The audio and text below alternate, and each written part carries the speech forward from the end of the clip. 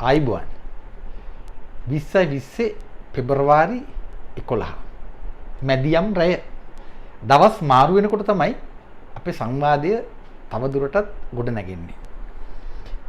ඊයේ කියන්නේ අද වගේ තමයි පැය කීපයකට කලින් ඊයේ උදේ හැබැයි ජනාධිපති ලේකම් කාර්යාලයේදී ජනාධිපති ගෝඨාභය රාජපක්ෂ විශේෂ රැස්වීමක් තියෙනවා. ඒ රැස්වීම තියන්නේ ශ්‍රී ලංකාවේ ජාතික අධ්‍යාපනය කොහොමද ප්‍රතිසංස්කරණවලට ලක් කරන්නේ කියලා. ප්‍රශ්නේ තියෙන්නේ දැන් ජනාධිපතිවරයා සියලු වැඩ පසෙක තිබියදී එක පැත්තකින් රාජ්‍ය ආයතන වලට පැනලා යම් යම් දේවල් කරන්න උත්සාහ කරනවා. ඒවා කොච්චර සාර්ථකද අසාර්ථකද කියලා අපි දන්නේ නැහැ. එහෙම උත්සාහ කරනවා. ඒ අතරේ වැඩියෙන්ම කතා කරන්නේ අධ්‍යාපනය. ඔබ කියයි ඉතින් හරි නේද? ඒක තමයි වෙන්න ඕන කියලා. ප්‍රශ්නය දැන් 3න් 2 නෑ කියනවා. පාර්ලිමේන්තු බලය නෑ කියනවා. ඒ මදිවට බහරකාර ආණ්ඩුවක්. එහෙම තියෙද්දි ඒ අතරේ කියනවා 19 නිසා වැඩ කරගන්න බැරිලු ජනාධිපතිවරයාට බලයක් නැතිලු. ඉතින් මොකදයි කරන්නේ මහමැතිවරණ එනකන් ඉම්මුලු වගේව කියනවා.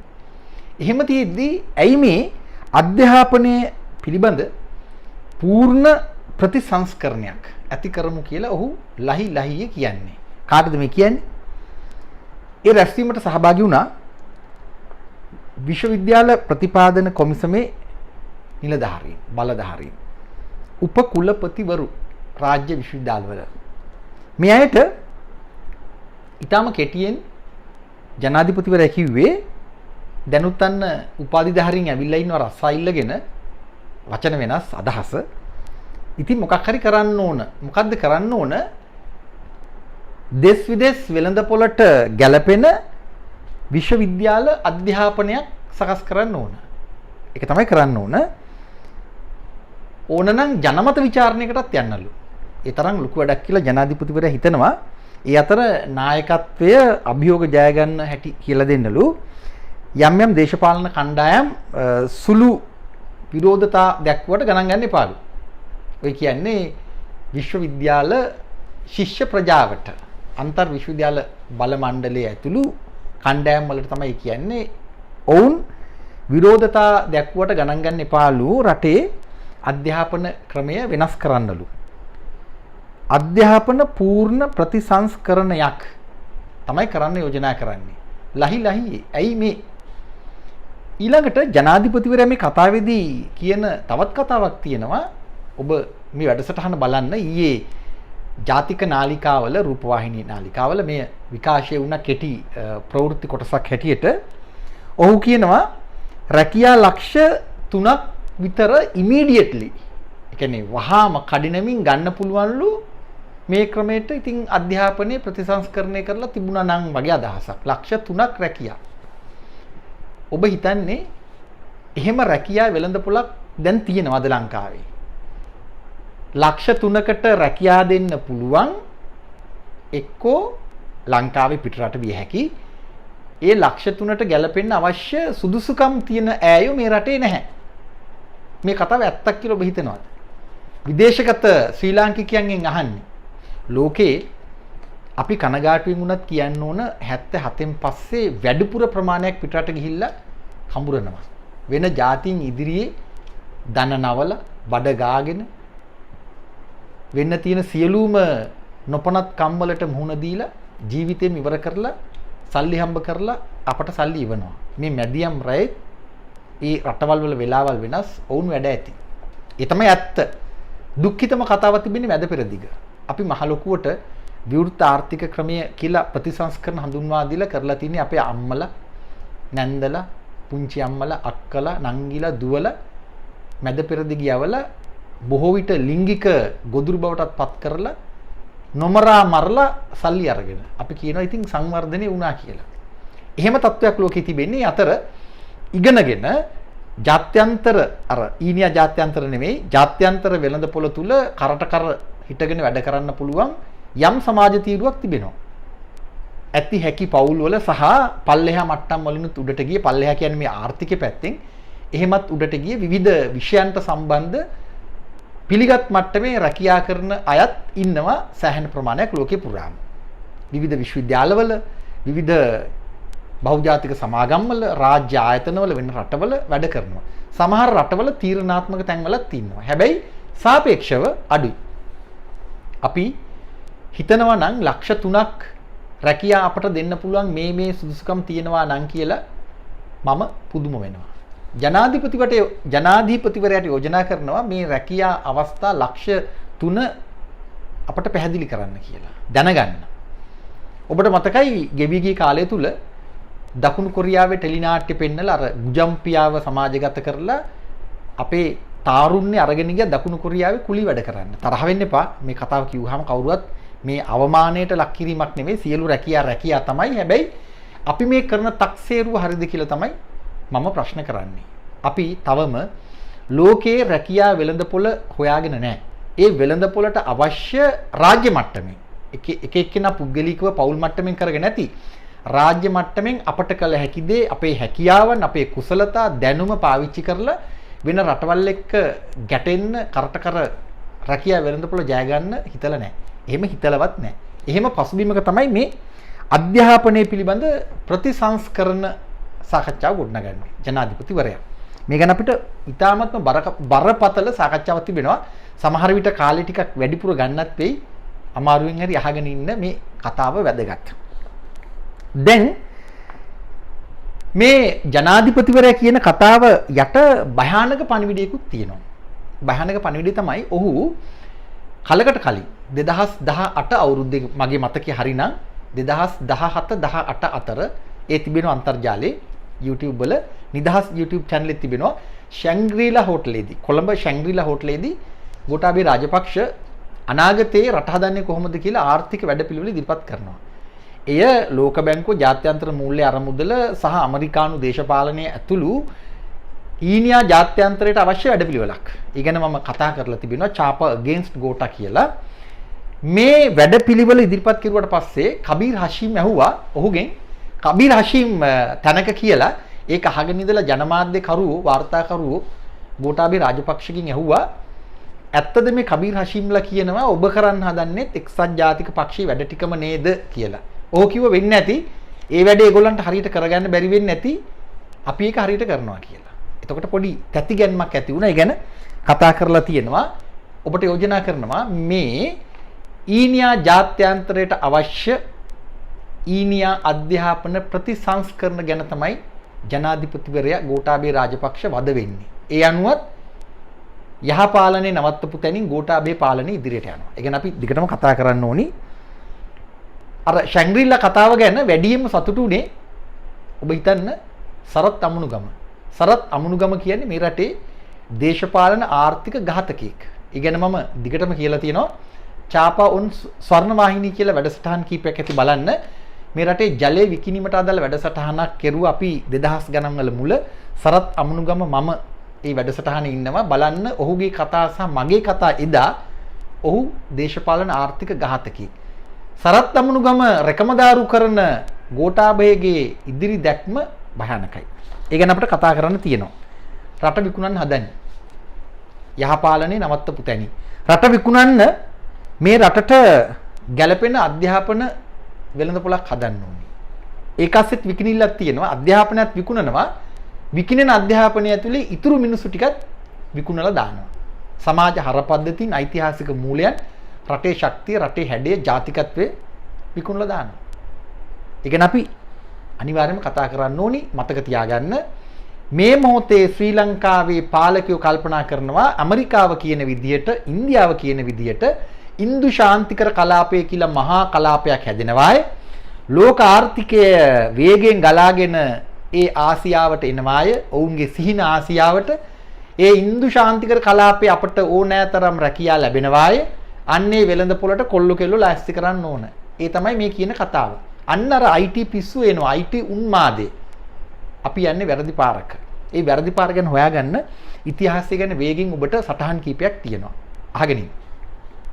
ඈත අතීතේ ලංකාවේ පිරිවෙන් අධ්‍යාපනයේ තිබුණා. පසු කලෙක මිෂනාරි අධ්‍යාපන ක්‍රමයක් හැදුණා. දහරාවන් දෙකක් එතකොට. ඊට පස්සේ 1931 දී වේගෙන් මම ඉස්සරහට එනවා. සර්වජන ඡන්ද බලය ලැබෙනකොටම ලංකාවේ අනාගත නිදහස් දේශීය අධ්‍යාපන ක්‍රමවේදයක් ගැන යම් උනන්දුවක් ඇති වෙනවා. අදට වඩා හොඳ මිනිස්සු ඒ කාලේ හිටියා. අපි හිතුවට අතීතයේ කියලා 1940 දශකයේ වෙනකොට සැහැණ පිබිදීමක් ඇති වුණා. ඊට හේතුව දෙවන මහා ලෝක යුද්ධයේ ඉදිරියේ මහා බ්‍රිතාන්‍යය එදවස හිරු නොබසින රාජ්‍ය දනගහලා ධනවාදයේ කොරගහන මොහොතේ ලංකාව ඇතුළු රටවල් වලට සිද්ධ වුණා තමන්ගේ පාරක් හොයාගන්න.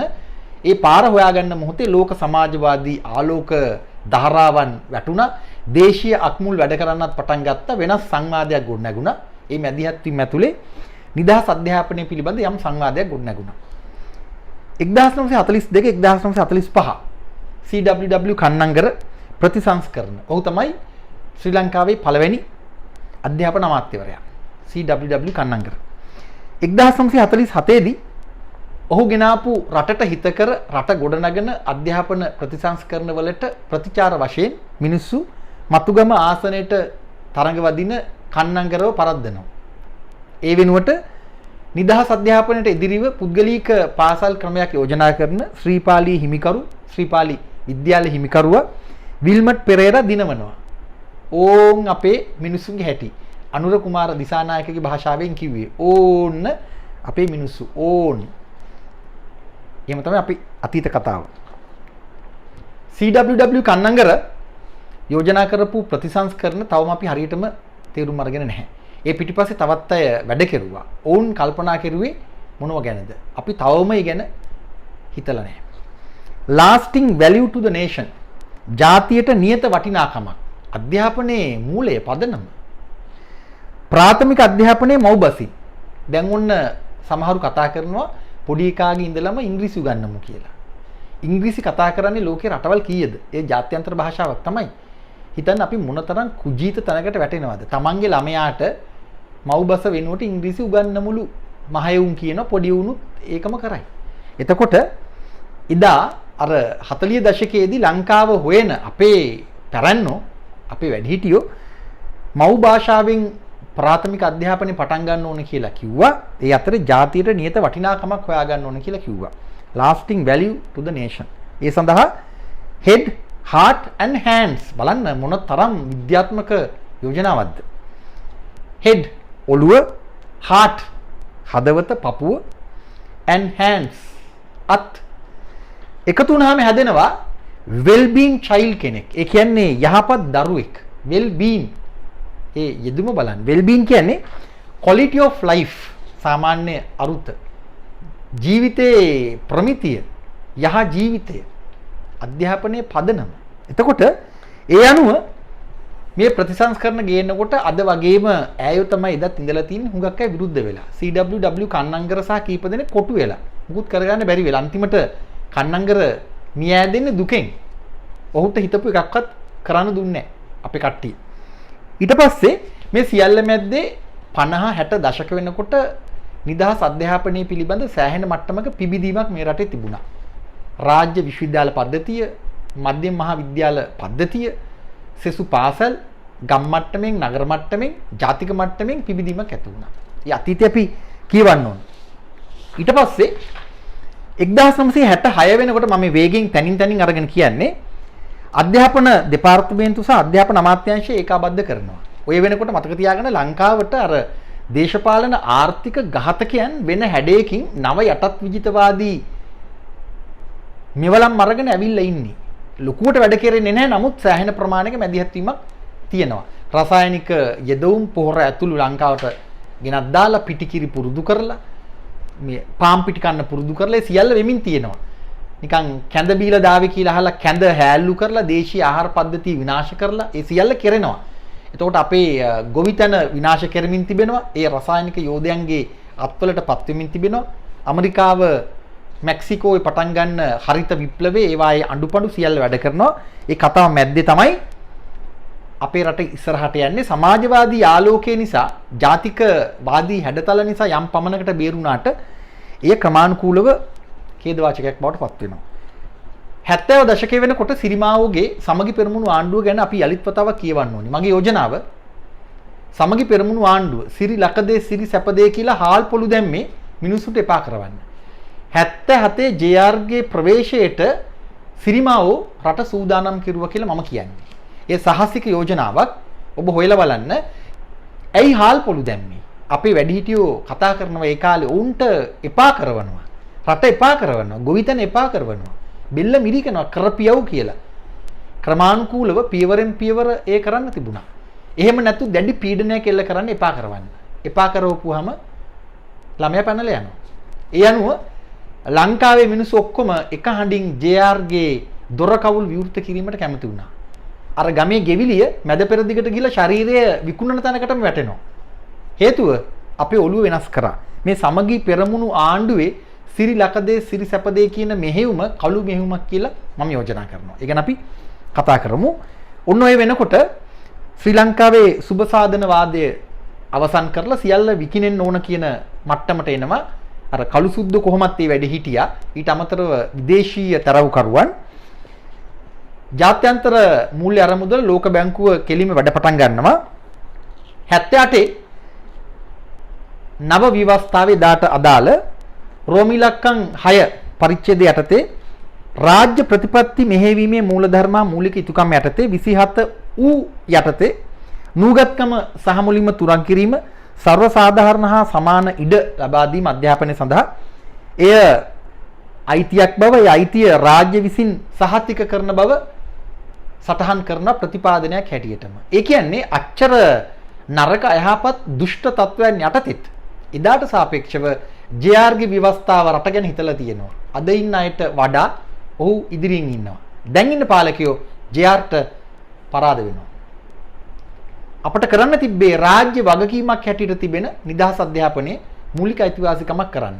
දැන් කතා කරන්නේ මූලික අයිතිවාසිකමක් බවට පත් කරන්න සල්ලි වලට අධ්‍යාපනය විකුණන්න ඕන පසුබිම හදන්න. මේ ඒ යෝජනාව නෙවෙයි සියලුම දෙනාට ඉගෙන ගැනීමේ අයිතිය ලබා දීමේ ජනතාවාදී අදහස සහිත යෝජනාව. ඒ ගැන අපි නැවත කතා කරනවා. 1982 ඇලයිරක් 2 පාසල් සංවර්ධන සමිති හදන්න දේශපාලන ආර්ථික ඝාතකයන් යෝජනා කරනවා. අන්න ලංකාවේ පාසල් පද්ධතිය මුදලාලිලාට බාර දෙන්න අවශ්‍ය වටපිටාව සකස් කරන පළමු උගුල අටවනවා. පාසල් සංවර්ධන සමිතිය. ඊට පස්සේ රනිල් වික්‍රමසිංහ අධ්‍යාපන අමාත්‍යවරයා ඒ දවස් ගේනවා අධ්‍යාපන දහවල පත්‍රිකාව white paper එක. එතකොට මමත් පාසල් ශිෂ්‍යෙක් අපි දැන හෝ නොදැන ළමයි විදියට කැරලි ගැහුවා. හැබැයි අපි තව මේ කැරල්ලේ ඉන්නවා රනිල් වික්‍රමසිංහ තවම ජීවතුන් අතර ඉන්නවා රට මෙහෙවන ප්‍රධාන ඉදිරිපෙළ පෙරමුණේ රාළ කෙනෙක් විදිහට වැඩ කරනවා. මෙන්න රට ඕන් රට 1985 දී අංක 28 අංක 28 අර්ධ රාජ්‍ය ජාතික අධ්‍යාපන ආයතනයේ පිහිටුවන මහරගම. එතෙක් අධ්‍යාපන අමාත්‍යාංශයට තිබුණු විෂයමාලා සංවර්ධනය, අධ්‍යාපන පරිපාලන අභ්‍යාස කටයුතු, අධ්‍යාපන පර්යේෂණ කටයුතු, ගුරු අභ්‍යාස අධ්‍යාපනය අන්න අර අර්ධ රාජ්‍ය ආයතනයට පවරනවා. මේ මලගම හිමින් සූදානම් කරන විදිහ 1987 දී 13 වෙනි ආණ්ඩුක්‍රම ව්‍යවස්ථා සංශෝධනය ගේනවා. ඔබ හිතන්න දැන් අපි හිතන්නේ ප්‍රභාකරන්ට උත්තරයක් දුන්නා කියලානේ. JR රජීව් එකතු වෙලා අන්තිමට මේ වචන කිව්වට තරහ වෙන්න එපා. කෙලවලා තියෙන්නේ මේ රටේ මහා ජාතික ගමන් මාර්ගයට. අධ්‍යාපන ක්‍රමයටත් එදා ඒ වචන වලින් කෙලලා දානවා. ඒ වචනේ කිව්වට තරහ වෙන්න එපා. කෙලිනවා කියන්නේ නරක වචනයක් නෙවෙයි. කලින් අධ්‍යාපන අමාත්‍යාංශය තිබුණා, දිස්ත්‍රික්ක අධ්‍යාපන දෙපාර්තමේන්තුව තිබුණා, මාණ්ඩලික අධ්‍යාපන නිලධාරීන් හිටියා. බොහොම සරල ආකෘතියක්, කිසිම ප්‍රශ්නයක් තිබුණේ නැහැ. ඉගෙන ගන්න පුළුවන් හැමෝටම අවස්ථාවක් තිබුණා. එය සංවර්ධනය කරන්නයි තිබුණේ. JR ඔන්න වෙනස් කෙරුවා 13 ගෙනල්ලා රේකී අමාත්‍යාංශයක් තිබෙනවා. අධ්‍යාපන පළාත් අධ්‍යාපන අමාත්‍යාංශයක් තිබෙනවා. පළාත් අධ්‍යාපන දෙපාර්තමේන්තුව, පළාත් අධ්‍යාපන කාර්යාලය, කොට්ටාස අධ්‍යාපන අමාත්‍යාංශය, කොට්ටාස අධ්‍යාපන කාර්යාලය තනිකර විකාරයක් බවට පත් කෙරුවා. මොනවද ජාතික පාසල් කියන්නේ? මොනවද පළාත් සභා පාසල් කියන්නේ? තනිකර මේ පුංචි රටේ අධ්‍යාපනය විනාශ කරන ගමන් මාර්ගය, විනාශයේ ගමන් මාර්ගය තවත් එලි පෙහෙලි කෙරුවා.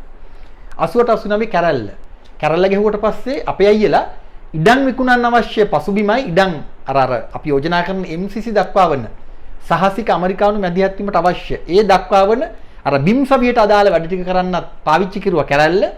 ඊට අමතරව අධ්‍යාපන ඉවරම කරන්නත් ඒ වැඩේ පාවිච්චි කෙරුවා. මේ කොල්ලෝ කෙල්ලෝ කැරලි ගහන්නේ මෙන්න මේ නිසා, ඒ නිසා මෙන්න මේ ටික කරමු කියලා තමයි කෙරුවේ. ඔබ හිතන්නේ අපි මොනතරම් පාදඩ જાතියක්ද? මේ පාලකයෝ මොනතරම් පාදඩද? මැරිච්ච එවුන්, දැන් ඉන්න දැන් ඉන්න එවුන්, එන්න ඉන්නේවුන්. 1990 දී අර තරුණ අසහනය ගැන කතා කරන්න තරුණයන් පිළිබඳ ජනාධිපති කමිෂන් සභාව වාර්තාවක් එළි දක්වනවා. සැසි වාර්තා 1 අධ්‍යාපනයේ ප්‍රතිව්‍යුහගත කිරීම. තව ටිකක් අධ්‍යාපන ඉවර කරලා දානවා. නැති කාට නැති වෙන්නම පාර හදනවා. 1991 ජාතික කමිෂන් සභාව වැඩ පටන් ගන්නවා. ඔන්න අහගන්න. ලෝක බැංකුව ආසියානු සංවර්ධන බැංකුව ලෝක බැංකුව කියපු ගමන් ඊට පස්සෙන් අත්වැල් බැඳගෙන ජාත්‍යන්තර මූල්‍ය අරමුදල එනවා සඳහන් නොවුනත් යුනිසෙෆ් ආයතනය GT2 DFID JICA SIDA ILO IPEC IPEC ඔක්කොම NGOs එකට එකතු වෙලා තමයි ජාතික කමිෂන් සභාව 1991 දී ක්‍රියාත්මක කරවන්නේ. මොකටද? මේ රටේ ජාතික අධ්‍යාපනයේ මරා දාන්න, කෙලලම දාන්න. ඒ ඉතිහාස කතාවේ තවත් ඉස්සරහට බොර රැගෙන යනවා. 1992 සැසි වාර්තා රෝම ඉලක්කම් 5 මහජන අදහස් විමසනවා. ගෝඨාභය රාජපක්ෂ අර ඊයේ රැස්වීමේදී කියනවා නේද මේ අවශ්‍ය නම් ජනමත විචාරණයකට යන්න කියලා. ඔන්න වැඩි. රවි කරුණානායක රට ඉවරම කරන 2018 අයවැය වාර්තාව ඉදිරිපත් කරනකොට තැන් තැන්වල රැස්වීම තියලා මහජන අදහස් ගත්තා. ඒ කියන්නේ මිනිහව මරා දාන්න මිනිහගෙන් අදහස් ගන්නවා. කොහොමද මරන්න ඕනි? බෙල්ල කපලද? බෙල්ල මිරිකලද? වස දීලාද? උඹව මරන්න ඕන කියලා මිනිස්සුන්ගේ අදහස් ගන්නවා. එදා මහජන අදහස් ගත්ත මේ වැඩේට ගෝඨාභය රාජපක්ෂත් කියනවා අර නිලධාරීන්ට ඕන නම් ජනමත විචාරණයකට යන්නලු. මිනිස්සුන්ගේ කරපිටින් තියලා තමයි වැඩේ දෙන්නේ යන්නේ. 1993 ජාතික අධ්‍යාපන ප්‍රතිපත්තියක් කරා. ජාතික අධ්‍යාපන ප්‍රතිපත්තියක් කරා. මේ පව් කරගෙහුවේ ආර් ප්‍රේමදාස. දැන් ඉන්න සජිත් ප්‍රේමදාසගේ තාත්තා. සජිත් ප්‍රේමදාසත් ඒ පාරෙම යනවා. ගෝඨාභය රාජපක්ෂ, අර රාජපක්ෂ, මේ රාජපක්ෂ සියලුම අය ඔක්කොම එකම නඩයක් නිසා වෙනම ගමන් මාර්ගයක් කොහොමවත් රට ඉදිරියේ නැහැ. 1994 දී සුපිපි පුෂ්පේ චන්ද්‍රිකා එනවා. චන්ද්‍රිකා තමයි චෞර රැජින ආර්ථික ඝාතක කවුරු හරි ගෑනු සතාගේ නම හොයාගන්න ඕනි. ඝාතිකාව වගේ නමක් දාගන්න ඕන. දේශපාලන ආර්ථික ඝාතනයේ දවන්ත කාර්යභාරයක් චන්ද්‍රිකා කෙරුවා. 88 89 කැරැල්ල නිසා JR හිතපු දේවල් කරගන්න බැරි වුණා. ප්‍රේමදාස මහපාරේ මැරුණා. JR ඉතින් වයසට ගියා. වැඩේ කරගන්න බැරි වුණා. අපේ උන් කැරලි ගැහුවා. චන්ද්‍රිකා 94 දී ධනවාදයට විවෘත ආර්ථික ක්‍රමයට මානුෂීය මුහුණුවරක් දෙනවා කියලා රටම වික්කා. දේශීය ස්වභාවික සම්පත් ඇතුළු රාජ්‍ය ව්‍යවසායන් එකින් එක විකුණලා දැම්මා. චන්ද්‍රිකා මේ පොළවේ ඉන්න සුදුසු ගැහණියක් නෙවෙයි. එතකොට 94 චන්ද්‍රිකාගේ වැඩවලට PB ජයසුන්දර අද ඔය අග්‍රාමාත්‍ය ජනාධිපති දෙන්නම මැද්දේ ඉඳගෙන උපදෙස් දෙන හාදයා PB ජයසුන්දර හොඳටම වැඩ කෙරුවා. රට විකුණන්න. තාරාඩි මේල් ඔබට මතක් කරන්න ඕනේ තාරාඩි මේල් චන්ද්‍රිකත් එක්ක එකතු වෙලා අධ්‍යාපනය විනාශ කිරීමේ දැවැන්ත කාර්යභාරයට දායකත්වය ලබා දුන්නා. තාරාඩි මේල් මම හිතන්නේ වෙන රටකට ගිහිල්ලා සුවසේ දැන් ජීවත් වෙනවා ඇති. 96 දී අධ්‍යාපනය සඳහා ජනාධිපති කාර්යසාධක බලකාය පිහිටුවනවා. 97 දී අධ්‍යාපන ප්‍රතිසංස්කරණ වර්ෂය කියලා වර්ෂය නම් කරනවා චන්ද්‍රිකා.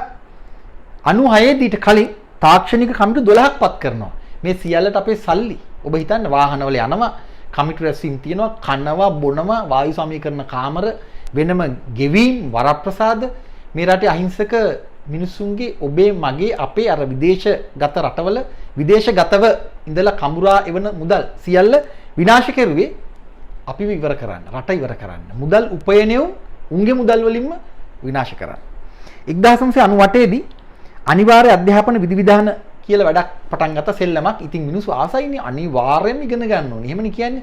අනිවාර්යෙන්ම ඉගෙන ගන්න කියපු කතාව හරිනම් ගෝඨාභය රාජපක්ෂට අද මෙහෙම ප්‍රශ්නයක් ඉතුරු වෙන්න බෑනේ. ඒකත් බොරු, මේ කියන එකත් බොරු. දෙකම බොරු. 2002 දී එක්සත් ජාතික පක්ෂයේ නාඩගම යලි පුබුදමු ශ්‍රී ලංකා තවත් බෙල්ල මිරිකනවා නිදහස් අධ්‍යාපනය ඉවරම කරලා දානවා. 2005 සිට මහින්ද රාජපක්ෂ පාලනය හුඟක් දේවල් කෙරුවා ණය ගන්න. New Educational Policies and Proposals for General Education in Sri Lanka විශේෂ පාර්ලිමේන්තු උපදේශක කමිටුවකුත් හැදුවා. ඔබ හිතන්න මේ සෙල්ලම් මැද්දේ මම වේගින් ඔබට මතක් කරන්න ඕන 1982 දී අධ්‍යාපන දවල පත්‍රිකාව ගෙනාව ඊට අදාළ ණය මුදල කොච්චරද අදාළ ප්‍රතිසංස්කරණ මොනවාද ක්‍රියාත්මක තලයට ආවේ මොනවාද එය පෙරදුනාට අපි දන්නේ නැහැ. දෙදහේ මුල තාරා හැරල් ගිවිසුම අධ්‍යාපන අමාත්‍යාංශ ලේකම්වරයා තමයි තාරා දෙමිල්. පීටර් හැරල් තමයි ලෝක බැංකුව නියෝජනය කරපු කන්ට්‍රි ඩිරෙක්ටර්. ඔවුන් සාකච්ඡා කරේ මොනවද ක්‍රියාත්මක තලයට ආවේ මොනවද අපි දන්නේ නැහැ. කොච්චර උඩින් ගත්තද කොච්චර යටින් ගත්තද අල්ලස් අපි දන්නේ නැහැ. 2006 2007 ඇමරිකානු ඩොලර් මිලියන 2006 2007 මහින්ද බලයට ඇවිල්ලා ඇමරිකානු ඩොලර් මිලියන 60ක් ගන්නවා පී.බී. ජයසුන්දර තමයි මුදල් අමාත්‍යාංශ ලේකම් විදිහට ගිවිසුමට අත්සන් කරන්නේ. ආපහු 2007 නොවැම්බර් 28 පාසල් ද්විතීක අධ්‍යාපනයේ ඇමරිකානු ඩොලර් මිලියන 80ක් 2012 මැයි 18 ඇමරිකානු ඩොලර් මිලියන 100ක් ලෝක බැංකුවත් එක්ක එකතු වෙලා කරන්නේ. පාසල් ක්‍රමය රූපාන්තරණය කරනවලු ට්‍රාන්ස්ෆෝම් කරනවලු. මේ දැන් කරන්න හදන්නේත් ඒකම තමයි. එදා මහින්ද රාජපක්ෂ දැන් ගෝඨාභය රාජපක්ෂ රූපාන්තරණය ටික ටික බෙල්ල මිරිකනවා. වයස 6 10 11 16 අතර ප්‍රාථමික ද්විතීක සිසුන් දැනුම පදනම් කරගත් ආර්ථික හා සමාජ සංවර්ධනයක් සඳහා ඔය knowledge based කියන්නේ ජනාධිපති ගෝඨාභය රාජපක්ෂත් කටපාඩමින් කියනවා. හරියට ගිරව් වගේ knowledge based හැම කර්මාන්තයක් කරන්නම knowledge එක ඕන. knowledge based කියලා එකක් නැහැ. සම්පූර්ණයෙන්ම ගිරව් වගේ අර ආර්ථික ඝාතකයෝ කියන දේවල් අපි කරනවා. ඒක තමයි මේ වෙන්නේ. ඊට පස්සේ දිගට මේ දේවල් වෙලා තියෙනවා. එකින් එක කියන්න වෙලාමදි පළාත් කලාප මට්ටමින් ජාතික මට්ටමින් ඊට පස්සේ ක්‍රමානුකූලව පුද්ගලීකරණයට අවශ්‍ය වටපිටාව හැදිලා තියෙනවා. මානව ප්‍රාග්ධනය ගෝලීය ආර්ථිකයට සූදානම් කරනවා කියලා තමයි කිව්වේ. human capital කියලා වචනයක් පාවිච්චි කරා. කලින් කලට වුණ අපිට කුණුහරුප පාවිච්චි කරනවා. කුණුහරුප කියලා දෙන පාවිච්චි කරන්නේ. දැන් knowledge based ඒ කාලේ කිව්වා human capital. අනේ ඉතින් අපි ගොන් තඩියෝ වගේ ඒවා කියනවා කටපාඩම් කරනවා. පාසල් පවුල school family ණය ගත්තා. දෙමව්පියෝ ගුරුවරු සිසුන් අධ්‍යාපන විශේෂඥයින් නල්ල මලේ විශේෂඥයෝ එකතු කරලා හැදුවා ස්කූල් ෆැමිලි. රට ඉවර කරන්න තමයි ඒවා කෙරුවේ. 2013 ජූනි 28 ආසියානු සංවර්ධන බැංකුව ඇමරිකානු ඩොලර් මිලියන 200ක් දෙනවා ණය පාසල් ද්විතීක අධ්‍යාපනයේ නගා සිටුවන්න. පාසල් ද්විතීක අධ්‍යාපනයේ නගා සිටුවන්න. මොකද්ද නගා සිටුවේ? නිපුණතා බලකායක් ගොඩනගන්න. නිපුණතා බලකායක්. මෙහෙම ඔබට කියවන්න විශාල වාර්තා තිබෙනවා මගේ ළඟ. මේ ගැන අපි විවිධ වැඩසටහන්වල කතා කරලා තිබෙනවා. දෙරණ අලුත් පාර්ලිමේන්තුව සහ තවත් රූපවාහිනී රේඩියෝ නාලිකාවල නිදහස් වෙබ් අඩවි ලිපි තිබෙනවා. අපි නැවතත් කතා කරමු වෙලාව ඉතුරු කරගන්න. ඔබට ඉතා වැදගත් කතාවක් කියන්න තියෙනවා. ඔබ හිතන්න දැන් මේ සියලු කතා ඔබට හිතෙන්න ඉඩ තියෙනවා. මොකද තාම ඉන්දු ශාන්තිකර කලාපයේ කළු මෙහෙයුම් වලට MCC දක්වාවන ඇක්සස් සෝෆා MCC දක්වාවන කුමන්ත්‍රණයට සම්බන්ධ නොකළේ කියලා. සමහරු කියන්නේ මැක්කා කියලානේ. මෙන්න මැක්කා අහගන්න. ලංකාවේ MCC ක්‍රියාත්මක කරන ආයතනය තමයි මිලින්ද මොරගොඩගේ Pathfinder Foundation එක. Pathfinder Foundation එක. එහි තිබෙනවා ඉදිරියේදී මේ ගැන සම්පූර්ණ විස්තරයක් ඔබට කියනවා. සම්පූර්ණයෙන්ම අධ්‍යාපනය කොහොමද මේ රටට ගැලපෙන්න හදන්නේ කියලා. අංක 7. කවුද කියන්නේ? මිලින්ද මොරගොඩ හරහා ඇමරිකානු රාජ්‍ය දෙපාර්තමේන්තුව කියන්නේ. මෙන්න සිංහල පරිවර්තනය. අංක 7. අධ්‍යාපනයේ පුහුණු කිරීම සහ නිපුණතා සංවර්ධනය. අරවම නේද? පහළ වැටුප්තල පදනම් කරගත් වර්ධන ක්‍රමෝපායන් මත දිගින් දිගටම යැපීම ශ්‍රී ලංකාවට කළ නොහැකිය. අඩුවෙන් පඩි අරගෙන එහෙම බැයිලු වැඩ කරන්න. සංවර්ධන ඊළඟ අධීර තුල ඉදිරියට යා යුතු වන්නේ වඩා නිපුණ ශ්‍රමයක් මෙන්ම දියුණු තාක්ෂණයක්ද උපයෝගී කරගැනීම. මේකනේ ජනාධිපතිවරයා හැම වෙලෙම අර IT ගැන කියන්නේ ටෙක්නොලොජි ගැන කියන්නේ. මානව සම්පත් නොමැතිවීම රටේ සංවර්ධන අපේක්ෂාවන්ට එරෙහිව මතුවන බාධාවක් බවට පත්වීමට තිබෙන ඉඩකඩ නොසලකා හල නොහැකිය. මානව සම්පත් නැතිලු මේ ඉන්දු ශාන්තිකර ඉන්දු පැසිෆික් රීජන් එකේ වැඩ ටික කරගන්න අනේ මානව සම්පත් නැතිලු මෙහි. ඒක ප්‍රශ්නයක් වෙනවලු ඉස්සරහට. කාන්තා පක්ෂයේ ඇතුළු ඉතා ඉහළ සහභාගීත්ව අනුපාතයක් වෙත ළඟා විය හැකිවන තරමට ප්‍රවර්තන අධ්‍යාපන ක්‍රම සාර්ථකව ක්‍රියාත්මක වී තිබේ. එසේ වුවද ලබා ගැනීම අධ්‍යාපන යෝග්‍යතාවන් වේගෙන් නවීකරණය වන ආර්ථික එක අවශ්‍යතාවන්ට ගැලපෙන්නේ නැත. ඉහි තමයි ඉතින්. කියන්නේ ඉගෙන ගන්නවලු කොල්ල කෙල්ලෝ. ඒ වුණාට අර නවීකරණය වන ආර්ථික අවශ්‍යතාවන්ට ගැලපෙන්නේ නැතිලු. සෙට් වෙන්නේ නැතිලු ඒකට. අධ්‍යාපනයේද පුහුණු කරවීමද නිපුණතා සංවර්ධනයන්ද රටේ සංවර්ධන ක්‍රමෝපායන් හා මැනවින් ගැලපීම අවශ්‍ය වන්නේය. කාටද මේවා කියන්නේ? මම අභියෝග කරනවා ওই ජනාධිපති ලේකම් කාර්යාලයේ ජනාධිපතිවරයා ඉස්සරහා ඉඳගෙන හිටපු අයියලාට අර පප්පලා ටිකට කොහේ හරි පිට්ටනියක ඉඳගෙන විශ්වවිද්‍යාලේ කොල්ලන්ට කෙල්ලන්ට කිව්වනම් අධ්‍යාපනය ගැන කියලා දෙන ඔවුන්ට. ඔවුන්ගෙන් අහන්න ඕන. ඔවුන් කියලා දෙයි අධ්‍යාපනය කියන්නේ මොකක්ද කියලා. අවශ්‍ය පියවර මිලින්ද මොරගොඩ කියනවා කරන්න ඕනේ ඒවා. කටපාඩමින් ලියන විභාග ක්‍රමයෙන් බැහැර වී සමස්ත අධ්‍යාපන ක්‍රමයේම නිර්මාණශීලීත්වයත් නිර්මාණශීලී චින්තනයත් නව නිර්මාණත් දිරිගන්වන්නා වූ දිශාවකට යොමු කරවීම. කාටද මේ කියන්නේ? උන්ගේම ප්‍රතිසංස්කරණ හරහා කඩා බිඳ දාන අධ්‍යාපනයට තමයි මේ කියන්නේ. උම්ම අධ්‍යාපනය විනාශ කරලා විනාශ කරමින් කියනවා මේක නෙවෙයි කරන්න ඕනේ. ගණිතය විද්‍යාව ඉංග්‍රීසියෙන් විෂයන් ඉගෙනීම පුළුල් කිරීම. ඔක අලුත් කතාවක් කිය. රටේ සංවර්ධන ක්‍රමෝපායන්හි ප්‍රමුඛ අංශයන්ට ගැළපෙන ආකාරයේ පුහුණු කරවීම හා නිපුණතා සංවර්ධන ක්‍රමවේදයන් සැකසීම. අලුත් දෙයක්ද? සාමාන්‍ය දෙයක්. රාජ්‍ය ආයතනයන්ද පෞද්ගලික ආයතනයන්ද එසේම රාජ්‍ය පෞද්ගලික මිශ්‍රිතයන්ද වෙත මනෝමූල භාවයකින් තොරව අතිශයින්ම ප්‍රායෝගික මට්ටමින් ප්‍රවේශ වීමේ ඉඩ සැලසෙනසේ තෘතීය අධ්‍යාපන වෙනුවෙන් කරන ආයෝජනයන් ඉහළ නැංවීම. මාකට් එකට ශ්‍රමිකයන් හදන්න කියලා කියන්නේ සේල්ස් රෙප්ස්ලා. මේ හදන්න කියන්නේ වෙන කතාවක් මේක නෑ. ඔබ හිතන්න මේ රටේ ඉන්නේ මැට්ටෝද මේ විශ්වවිද්‍යාලයෙන් එළියට එන්නේ හරප්පැටියෙක්ද? IT දන්නේ නැති වෙන්න පුළුවන්. ජනාධිපතිවරයා හිතනවාද මේ රටේ පරිපාලනයට සම්බන්ධ වෙන්න බෑ කියලා? තමන් ඉගෙනගත්ත ක්ෂේත්‍රයට මේ ලංකාවෙම ඉන්නේ සිංහල ඔහු කියන විදිහට පාලි සංස්කෘත ඉගෙනගත්ත අයද? තවත් විෂයක් ඔහු කියනවා. ඒ විෂයන් තුන ඉගෙනගත්ත අයද ඉන්නේ? ඒකත් අපි බලමු ඔහු කියන කතාව. ඔහු කියන්නේ ඉතිහාසයේ සිංහල පාලිද ලංකාවෙම ඉගෙන ගන්නේ රජරට විශ්වවිද්‍යාලේ, පෙරාදෙණි විශ්වවිද්‍යාලේ, ඌව වෙල්ලස්සේ. එහෙමද? රුහුණේ. එහෙමයිද ඉගෙන ගන්නේ. මේ ඔක්කොම පට්ට බොරුවක්. එකම පට්ට බොරුවක්. ඊළඟට මිලින්ද මොරගොඩ නැවත කියනවා අධ්‍යාපන හා නිපුණතා සංවර්ධන ආයතනයන් සහ විධි විධානයන් අතිවිශාල සංඛ්‍යාවක් ප්‍රතිව්‍යුහගත කිරීම සහ ඉහළ මට්ටමකට ගෙන ඒම. කොහොමද ඒක? ඒ කියන්නේ අධ්‍යාපන හා නිපුණතා සංවර්ධන ආයතනයන් සහ විධි විධානයන් අතිවිශාල සංඛ්‍යාව ප්‍රතිව්‍යුහගත කිරීම සහ ඉහළ මට්ටමකට ගෙන ඒම. අන්න විකුණන්න කතා කරන විදිය. නැගෙනහිර ආසියාව සහ ජර්මනිය වෙතින් ආදර්ශ ලබාගත හැකිය. ජර්මනියට නැගෙනහිර ආසියාවට ලංකාවෙන් ඉගෙන ගන්න තිබ්බා. ලංකාව විනාශ කරන්නේ නැත්තම්. එහෙම කරන්න තිබ්බා. ජාත්‍යන්තර වශයෙන් තරඟකාරී විය හැකි වනසේ රාජ්‍ය විශ්වවිද්‍යාල ප්‍රතිසංවිධානයන්ට භාජනය කරවීම. බන්දුලු ගුණවර්ධන අන්න ඊයේ පෙරද කැරකුණා මාළඹේ නෙවිල් ෆර්නෑන්ඩු රෝහලේ සහ ඊනියා විශ්වවිද්‍යාල ගොඩනැගිලිවල මේවා මාර ගොඩනැගිලිලු. මේ හදන්නේ රාජ්‍ය විශ්වවිද්‍යාල වලට වැඩේ දෙන්නේ. ඊටාම සරලයි. කතාව දැන් අපි තර්කානුකූල අවසානයකට එමු. අනාගතයේදී කතා කරන්න හිතාගෙන අපි දැන් මොනවද කරන්න ඕනේ?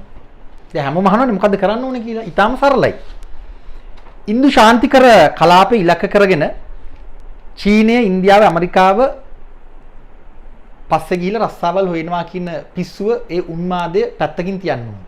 ඒක අවස්ථාවක්. එසේ විය හැකි. ඉන්දු ශාන්තිකර කලාපය කියලා එකක් හැදිලා අපේ ලංකාව අපි දෙන්නේ නැහැ. මේ පොළොව උන්ට දෙන්නේ නැහැ. මොකක් හරි වෙළඳ පොලක් හැදිලා ඒකට අවශ්‍ය යම් පිරිසක් ලංකාවෙන් හදාගන්න පුළුවන් වෙයි යම් රැකියා ප්‍රමාණයකට.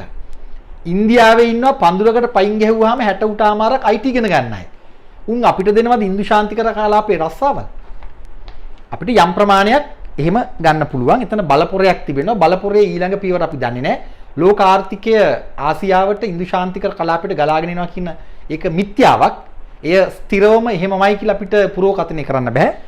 ඒවා කඩා වැටෙන්න පුළුවන්. ඒ අතර ස්වභාවික ව්‍යසනයන්. ඔබ දන්නවා අපේ මහමුහුදයට කැළඹිලා සුනාමි ආපු හැටි. ඔක්කොම උඩු යටිකුරු වෙනවා. ඊළඟට දැන් ඊට මෙහා අපි දන්නේ නැහැ තාම ඒ ප්‍රහාරයක්ද ස්වභාවික ව්‍යසනයක්ද කියලා කොරෝනා චීනේම දන ගැස්සෙව්වා.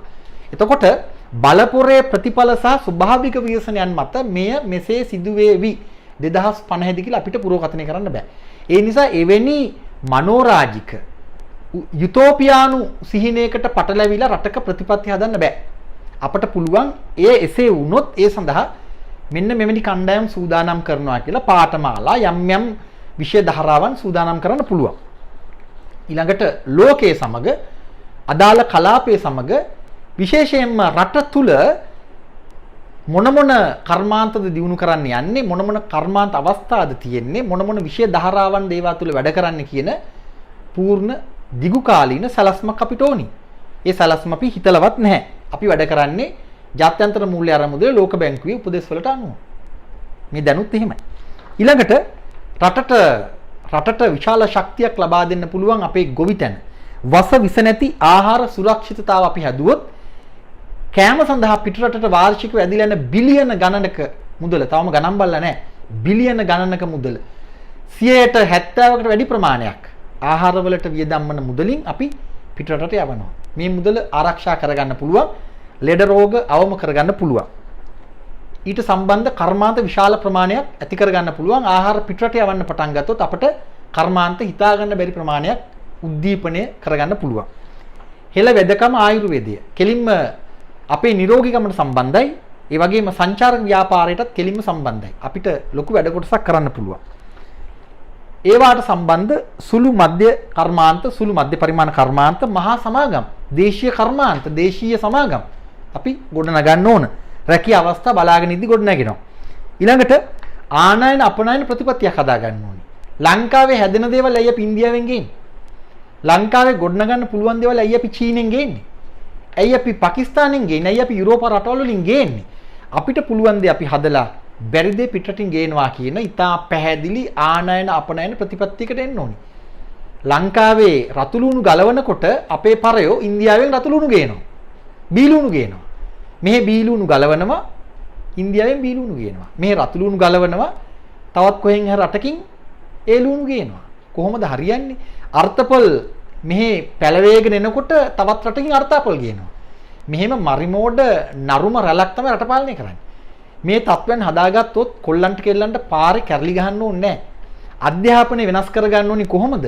මේ ඊනියා ප්‍රතිසංස්කරණ වලින් විනාශ කරපු කොටස් ටික පිළිසකර කරගන්න ඕනේ. මේ සියල්ල මැද්දේ අපිට වැඩ කරන්න තිබෙනවා රාජ්‍ය, අර්ධ රාජ්‍ය, පුද්ගලික, බහුජාතික සමාගම් එක්ක. ඒ සඳහා ඊටාම සරලව, ඊටාම පහසුවෙන් අවශ්‍ය දැනුම ශ්‍රමයේ මත පදනම් වුණු බලකායක් හදාගන්න පුළුවන්. දැනටමත් ඉන්නවා. උන්ට වැඩ කරන්න පුළුවන්. වැඩ කරන්න රස්සා දෙන්න ආයතන නැහැ. පාලකින්ගේ නොහැකියාව, බංකොලොත් භාවය කොල්ලන්ගේ කෙල්ලන්ගේ පිටින් යවනවා. ජනාධිපති ගෝඨාභය කියනවා අන්න අදත් ඇවිල්ලා හිටිය මේ කොහොමද රස්සා දෙන්නේ කියලා කෙඳිරි ගන්නවා. තමන්ගේ නොහැකියාව තාරුණ්‍ය මත තෙරපන්න එපා. ඒක වැරද්දක්. අවසන් වශයෙන් නැවත CWW කන්නම් කර lasting value to the nation. lasting value to the nation. ජාතියට නියත වටිනාකමක්.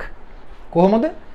heart, head, heart and head, heart and hands. well-being child. සමාජයට ආදරය කරන යහපත් දරුවෙක්, යහපත් වැඩිහිටියෙක් රටට ආදරය කරන. මව්බස ඉතිහාසය අතිශය වැදගත්.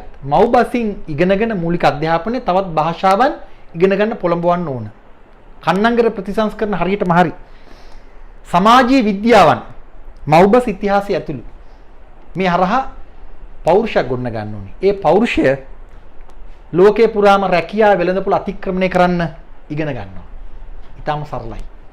මතක තියාගන්න ඔබට පසු සටහනක් එකතු කරන්නත් කැමති මේ සාකච්ඡාව ටිකක් හිතේ රැඳෙන්න. ඉන්දියාව ආක්‍රමණය කරනකොට ඉන්දියාව ආක්‍රමණය කරනකොට මහ බ්‍රිතාන්‍ය එදා ඉන්දියානු පෙරදිග සමාගම අපහසුතාවට පත් වෙනවා. ඉන්දියාව ඊට වඩා සාම්ප්‍රදායික අක්මුල් තිබුණු රටක්, සංස්කෘතික පාදමක් තිබුණු රටක්. වැඩේ කරගන්න බැරි වෙනවා. 1835 පෙබරවාරි 2 වෙනිදා ලෝඩ් මැකන්ලේ කියන පාර්ලිමේන්තු නියෝජිතයා, සමහරු කියන්නේ සර් මැකන්ලේ කියලා, ශ්‍රීමත් මැකන්ලේ කියලා කියනවා. ඔහු පාර්ලිමේන්තුවට මහ බ්‍රිතාන්‍යයේ වාර්තාවක් ඉදිරිපත් කරනවා. මේ වාර්තාවේ තියෙන්නේ ඉන්දියාව ආක්‍රමණය කරනවා නම්, එදවස මහා ಭಾರತය ආක්‍රමණය කරනවා නම් කරන්න ඕන කොහොමද කියලා. මම පොඩි කොටසක් ඔබට කියන්නම්. කියාගෙන ඇවිල්ලා කියනවා මේ වාර්තාවේ, I do not think we would ever conquer this country. මම හිතන්නේ නෑ කවදාවත් මේ රට අපට ආක්‍රමණය කරන්න පුළුවන් කියලා, unless we break the very backbone of this nation. මේ ජාතියේ කොඳුයට පෙළිය බින්දේ නැත්තම් මොන කොඳුයට පෙළියද? Which is her spiritual and cultural heritage. ඔවුන්ගේ ආධ්‍යාත්මික සහ සංස්කෘතික උරුමය සහිත කොඳුයට පෙළිය බින්දේ නැත්තම් ඉන්දියාව ආක්‍රමණය කරන්න බෑ කියලා මහා බ්‍රිතාන්‍යයේ සුද්දන්ට මැකන්ලේ කියන සුද්දා ගිහිල්ලා කියනවා. And therefore ඒ නිසා I propose that we replace her old and ancient education system. අපි ඔවුන්ගේ ඓතිහාසික අධ්‍යාපන ක්‍රමය අපේ ක්‍රමයෙන් රිප්ලේස් කරමුලු. ආදේශ කරමුලු. අපි අපේ ක්‍රමය උන්ට දාලා උන් ඉවර කරමුලු. එහෙම කෙරුවා. අර මහා බ්‍රිතාන්‍ය මහා යෝධයා මහා බ්‍රිතාන්‍යයට දන ගැහුවා. ලංකාවත් ඒ විදිහටම කෙරුවා. අපිව අල්ලගත්තා. අපේ කැරලි මර්ධනය කරලා මිනිස්සු මරලා රට අල්ලගත්තා. ලේවිලක් මැද්දේ. දැන් නව යටත් විජිතවාදයේ තුල මේ රට අල්ලගන්න යන්නේ. ඉන්දු ශාන්තිකර කලාපයේ ගොදුරු බිමක් ශ්‍රී ලංකාව. ඒ සඳහා දැන් යලිත් වතාවක් ඊනියා ජාත්‍යන්තරයට අවශ්‍ය පරිදි අපේ අධ්‍යාපනය තියෙන ටිකත් විනාශ කරලා දානවා. අන්තිමට කුලීකාරයෝ ටිකක් හදනවා. මේ තමයි කතාව. සූදානමින් ඉන්න අපිට වැඩ ගොඩක් තියෙනවා කරන්න. ඒ වැඩ කරන්න මාංශපේශී බලයෙන් බෑ. දැනුම හදාගන්න ඕනි. දැනුම හදාගන්න මහන්සි වෙන්න ඕනි. මේ අපේ රට.